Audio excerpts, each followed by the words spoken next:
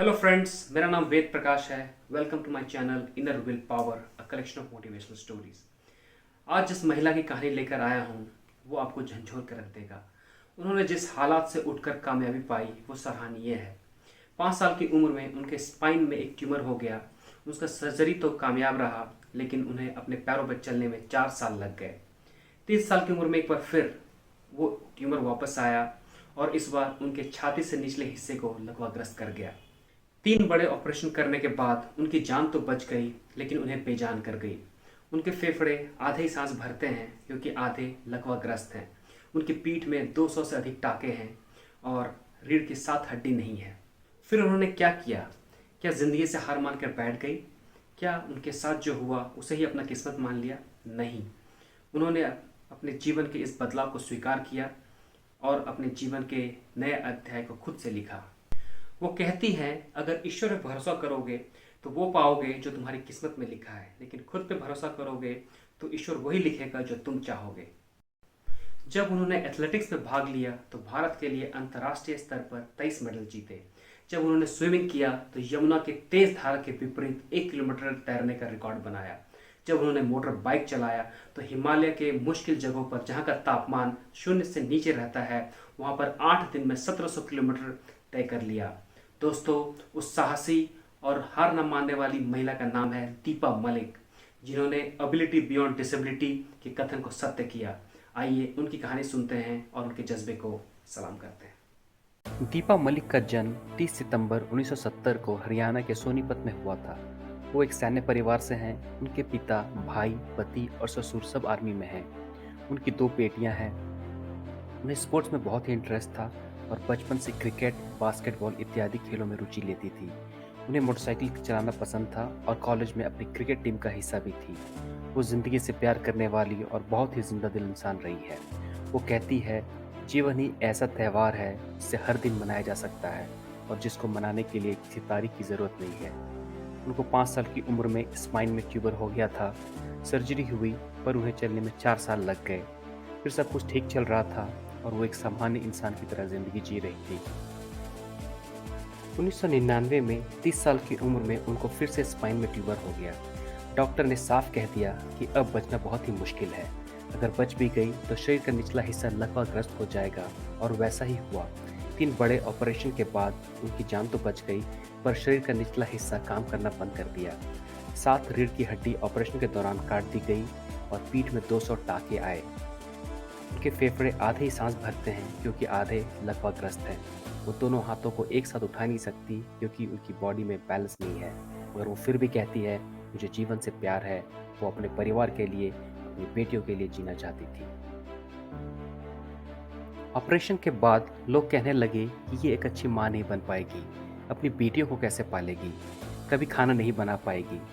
पर उन्होंने अपने जीवन के इस बदलाव को स्वीकार किया और ज़िंदगी को नए सिरे से शुरू करने की बात सोची। मगर ये सब इतना आसान नहीं था। पर कहते हैं ना, जिसके हौसले बुलंद हो उन्हें कोई नहीं रोक सकता। उन्होंने सोचा कि उनका शरीर लकवाग्रस्त है पर आत्मा नहीं। सबसे पहले उन्होंने अपने आप को एक रेस्टोरेंट बिजनेस के जरिए फाइनेंशियली इंडिपेंडेंट किया।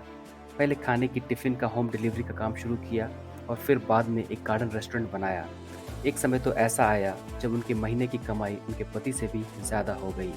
उसके बाद उन्होंने अपने सपने को सच करने के लिए सारी ताकत को समेटकर अपने मिशन पर निकल पड़ी, जिसको वो कहती हैं एबिलिटी बियॉन्ड डिसेबिलिटी। वो कड़ी मेहनत करने लगी, नया खाना पीना, एक्सरसाइज और अपने आत्मबल से खुद को मजबूत बनाया। उनमें बदलाव तब आया जब अपने मोटरसाइकिल चलाने के शौक को पूरा करने के लिए एक सामान्य मोटरसाइकिल चलाने की कोशिश की, जो उनके लिए जोखिम भरा था।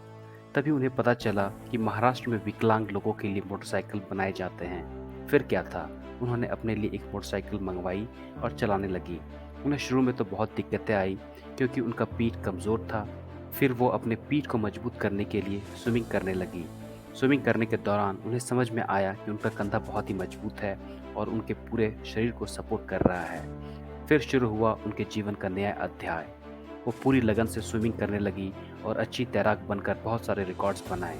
वो मलेशिया में अंतर्राष्ट्रीय स्विमिंग प्रतियोगिता में भाग ली और मेडल जीत के आई। जहां लोग 30 साल की उम्र में स्पोर्ट्स से रिटायर कर जाते हैं, वहाँ उन्होंने अपने ऑपरेशन के 6 साल के बाद 36 साल की उम्र में स्पोर्ट्स के एक करियर बनाने की बात सोची। गो स्पोर्ट्स फाउंडेशन ने अपने पैरा चैंपियन प्रोग्राम के जरिए उन्हें सपोर्ट किया। इसके बाद तो वो सफलताओं की शिखर को छूती गई। उन्होंने जो भी किया बहुत ही लगन से किया और उसमें उन्हें अपार सफलता मिली। चाहे वो स्विमिंग हो, गाड़ियों की रैली हो या एथलेटिक्स की प्रतियोगिताएं हों, सभी में उन्होंने बढ़ चढ़कर हिस्सा लिया और कामयाबी हासिल की। उन्होंने कई राष्ट्रीय और अंतर्राष्ट्रीय पुरस्कार जीते। अंतर्राष्ट्रीय स्तर पर उन्हें 23 मेडल जीते, राष्ट्रीय और राज्य स्तर पर 58 मेडल जीते, जिसमें 51 गोल्ड मेडल हैं। वो पहली भारतीय महिला हैं जिन्होंने 2016 ब्राज़ील पैरालंपिक्स के शॉटपुट इवेंट में सिल्वर मेडल जीता। वो पहली महिला एथलीट बनी जिन्होंने चाइना एशियन पैरा गेम्स में 2010 में ब्रॉन्ज मेडल जीता। फिर 2014 Asian para games south Korea में जैवलिन में सिल्वर मेडल जीता। उसके बाद एक बार फिर 2018 एशियन पैरा गेम्स में जकार्ता में जैवलिन और डिस्कस थ्रो में ब्रॉन्ज मेडल जीता। वो पहली इंसान थी जिसे महाराष्ट्र के अमान्य गाड़ियों की रैली में भाग लेने के लिए लाइसेंस मिला। वो पहली विकलांग है जिन्हें federation motor sports club of India की तरफ से ऑफिशियल रैली लाइसेंस दिया गया। इसके बाद वो भारत की बहुत ही मुश्किल रैलीज में भाग लिया, जैसे कि रेड द हिमालय 2009 और डेजर्ट स्टॉर्म 2010।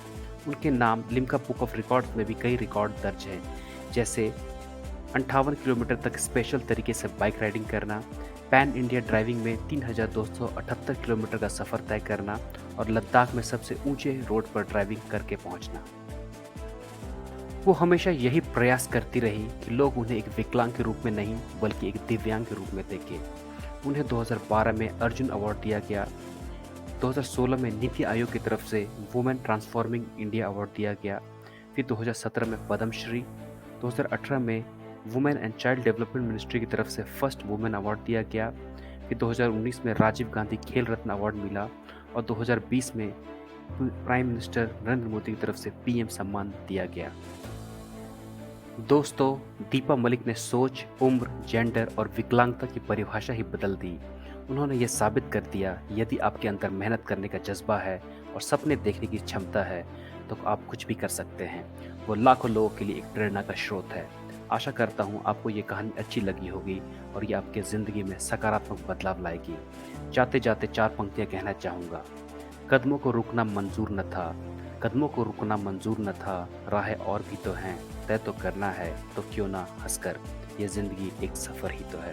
तो जल्द ही मिलते हैं एक नई प्रेरणादायक कहानी के साथ एक नई वीडियो में। तब तक के लिए stay motivated and stay focused. अगर वीडियो अच्छी लगे तो लाइक एंड शेयर करें और चैनल को सब्सक्राइब करें। Thank you.